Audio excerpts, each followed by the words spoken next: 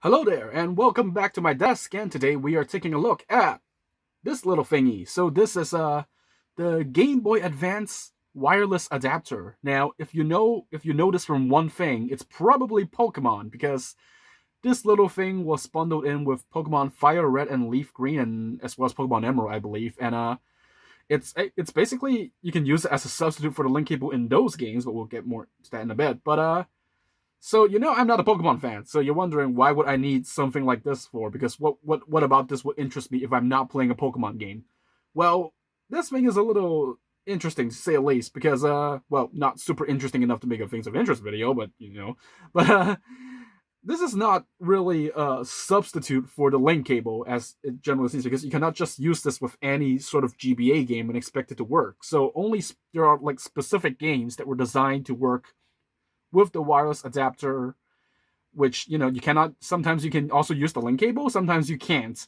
But I specifically have a few games that actually make use of this wireless adapter that I kind of want to like show off, just to see just to let you guys know what games I currently use with this little thingy. So what I have here is my trusty little GBSP. So right here we've got like two little holes up there, and this wireless adapter just like fits right in. And also, of course, there was a wireless adapter specifically made for the Game Boy Micro because that uses a different connector. But let's show off one of our first games. So this here is Boundish from Bit Generations. So Bit Generations, if you don't know, it was like a series of like mini games like made by Nintendo as like very very simple like pick up and play games with like minimalist presentations and all that. But this is one of their first games, Boundish. It's think basically Pong but Nintendo, like not color TV game, but like later Pong. So we might as well also like just give you a quick look at the gameplay here without using the wireless adapter. Yep, that's Boundish. So if you pick first the CPU, and there's like multiple like different modes, but the first one, Pole Flower, it's Pong. Look, you have two paddles, you have a ball, and you can move up, down, left, right, and then you can just hit the ball. There's like balls on the playfield that like change the ball speed and direction. You score 1 point. And yeah, there's like obviously it's not just this. There's like other modes that change like how you move about and all that, and it's I guess like an interesting little experiment for Nintendo to make. Like this probably makes more sense to sell in Japan compared to like America. Probably wouldn't take too well to this. But yeah, they were basically just having like a push of like very simple games. This was released in like 2005, 2006 or something.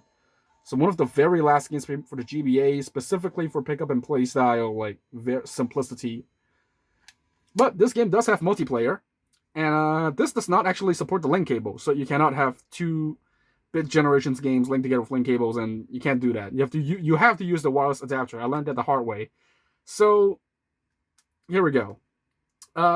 Of course, you might be wondering, AK, if you're playing this between like two systems, then you need two of these.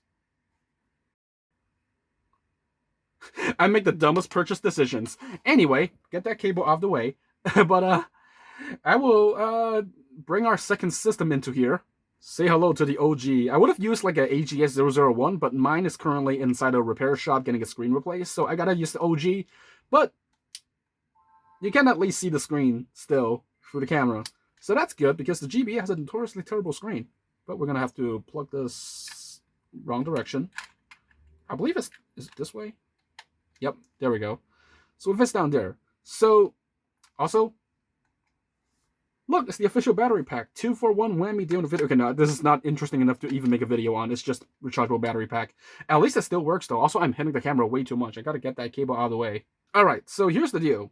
If you don't have any game pack inserted into the GBA when you turn it on with the wireless adapter attached,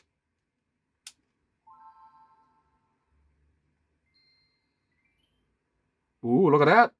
Nintendo logo appears, and we get into a menu where you can select English and Japanese. So this is a menu, actually, for searching for. It's basically a download play menu.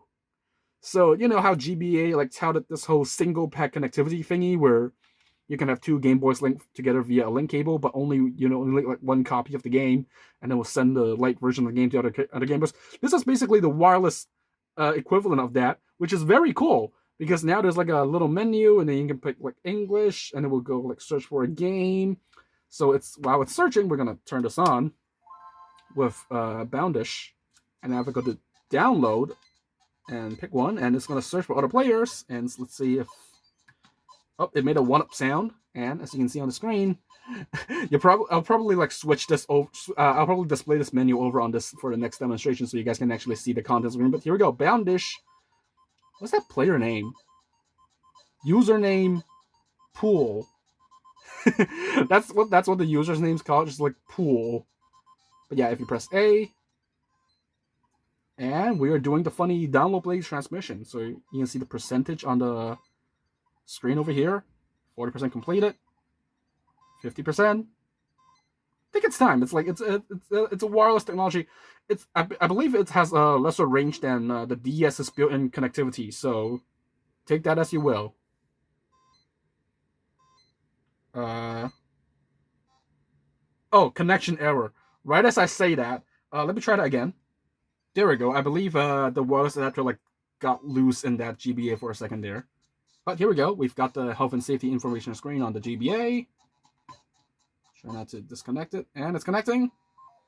And there we go. We are playing Pong. You can see that on faint little screen there, but we are indeed playing Pong. Why is this on the? Okay, I am on the right over here. I can't play this with 2 players, by the way. I'm just gonna hold it like this so I can see both screens. How does Sakurai do this? I mean, okay, no. Oh, no, got it. No, okay, go down here. Okay, no. Oh. Okay, but yeah, you can basically kind of see how this works. I can't really demonstrate like how far the connection can go before it like breaks apart or something, because that will require me to leave my room, and that probably doesn't work too well on camera here. But as you can see, this basically generally works as any other multiplayer game, single pack, but with the wireless adapter, you can still do single pack multiplayer. And I guess if you like disconnect this, turn this off, and this should show like an error. There we go, connection error. Press A or B button. And as you can see, this actually still has like a versus CPU mode in the light version of the game. So, oh wait, connecting. Did I pick the right option? Why is it connecting? Does it need to connect? I thought that was a light version of the game for a second there. Okay, that's weird. I guess it's not actually a light version of the game, so you do have to like reconnect with the original game in order to actually play the game on here. It's interesting that there's a CPU mode in here though. You can even like download it, so you basically download the CPU game to other people. But you know what else you can actually download through this? That's right, the classic NES series, or Famicom Mini as it's known in Japan, actually does support the wireless adapter, despite it, I believe, not being advertised on the box.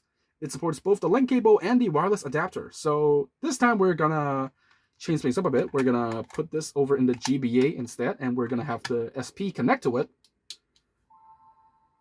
Cartridge problems, let me check it again. There we go, we have Mario, and we're gonna turn this on. By the way, just to show you the menu over here, because this is a much clearer screen. Here we go, it kind of looks like a GBA BIOS for a second, if you don't know what you're looking at. But here's the menu, it's searching. So over on Mario 1, we are going to press L and R. And I believe, which option is it? Is it this one? No, is it this one? I think it's this one. I've been here for minutes, I could swear this was supposed to work. Oh, there we go, now it shows up the menu. Okay, I don't know. Okay, maybe it wasn't detecting the wireless adapter for a second there, but now here we go. It shows 1P or 2P. So if I pick 1P, it's gonna hopefully finally going to show up. Please, there we go. Okay. Handle the GBAs carefully. Game list, Super Mario. Username, Nintendo. I will download your Super Mario game. And it's an NES ROM, so should hopefully not to take too long, but download completed. And there we go, we have Mario. So what's interesting is I can put this GBA SP here, and I can use this, and I can start a one-player game and play on the SP with the GBA. Look at this. It's actually kind of cool. And there's not even like any input delay either. Not a lot anyway. But Yeah, I can play Mario 1 on this. I just thought this was very neat to do. Like, this is the most convoluted way to play Mario 1. One of the most convoluted ways to play Mario 1, but I don't care. Look at this. I can, use the GBA SP as a second monitor. Even better, I can actually connect this to a Game Boy player of all things. But we will get to that in a bit. But let me complete World 1 here. There we go. And I believe I can actually reset here by pressing select and start. The GBA needs a... There we go. Oh, actually that disconnects the thing. So now this is playing Mario. But I've kind of disconnected this. But after disconnecting this, you can actually still play the game as normal on the GBA SP. So yeah. After, I think it's the same case as using a link cable. If you disconnect after you play a multiplayer game, the other person can still play the NES ROM in full on here, which is actually kind of cool. I lost the mushroom. But yeah, even if you like unplug the wireless adapter, I believe, yep, it still works. So there is nothing attached to this SP right now. But I am playing Mario 1. So that is very cool. Haha. Even though you can also do this with a link cable. But yeah, lastly, we're going to do this on a Game Boy player just because we can. We have the power. Are you ready for another way to play Mario 1 on the GameCube? Actually, we're not going to use Mario 1 for our demonstration. Oh, that is loud. Let me turn that down for a little bit. As you can see, yeah, it detected the water server and it put it into the menu. But we're not going to use Mario 1 this time. We're going to use, guess the Nintendo game while the camera autofocus. Okay, it's Balloon Fight. But yeah, we're going to be using Balloon Fight as a test this time. So we're going to plug that into our SP. And, well, we're going to set that to searching. And as you can see, we're going to, whoops, hi, you can see my face. We're going to use this. We're going to change to 1P. And I should be able to find it. Balloon Fight by Nintendo. We're gonna connect here. And here we go. And now we've got Balloon Fight. And we can access 2-player mode, which it automatically highlighted for us, which is very cool. But we can now... Oh, it's slower than... Okay. Yeah, as you can tell, you see the Game Boy is a little bit farther from the GameCube than usual. Now, if I move it away, face it towards the GameCube, then the connection works much better. When I try to get the screen and camera, then it slows down a little bit. I'm gonna game over myself so I can get into the balloon trip mode. But yeah, even if I just locate it, put it here. Okay, yeah. So hold up. If I face away from the camera, I'm going to open Balloon Trip. But the connection seems fine now. Oh, there we go. Oh, there it goes. I got messed up by the funny lag.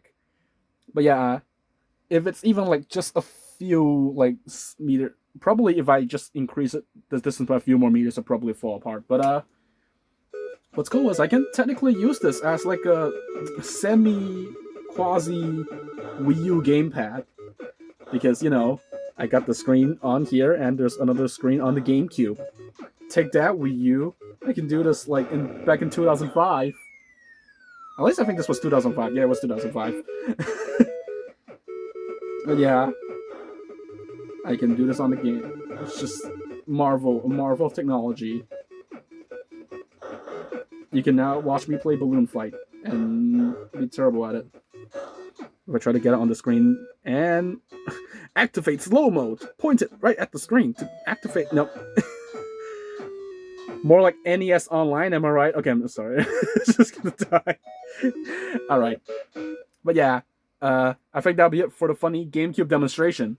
And that is it for the GBA Wireless Adapter. Just kind of a weird little like LAN cable substitute. It would be really cool if they made it so this can be compatible with like every single game that uses a link cable, like it would be super cool if you could just, probably can, but imagine like playing Game Boy Tetris or just old Game Boy game using the wireless adapter instead of the link cable. That would probably require some programming wizardry, which I believe they do not possess. But other than that, only like a handful of games like supported this wireless adapter. You can see like the list of compatible games on Wikipedia. I have it up right now. Only like it's all in one screen. I feel like Mario Golf, Mario Tennis, a bunch of Mega Man Battle Network games, mostly Pokemon, and a bunch of random like Japanese only games as well, and the classic NES series, and a bit Generations, as I mentioned. Those are the general like most notable games that use. Oh, Shrek Super Slam on the GBA used the wireless adapter. So if you don't know that, now you know. But yeah, that's basically it for the GBA Wireless Adapter. Even though I'm not a Pokemon fan, this is still kind of a weird thing for me to just like collect two of just to check out the functionality, and also because I do have a few. Like I have two Generations games. I don't think the other one I have supports multiplayer, but hey, I can now play Nintendo 2005 Pong with two people with this wireless adapter because it doesn't support the link cable. Wow, what a joy! Well, yeah, that will be it for the curious little case of the GBA wireless adapter. So I will see you guys next time for the another random oddity or interesting thing.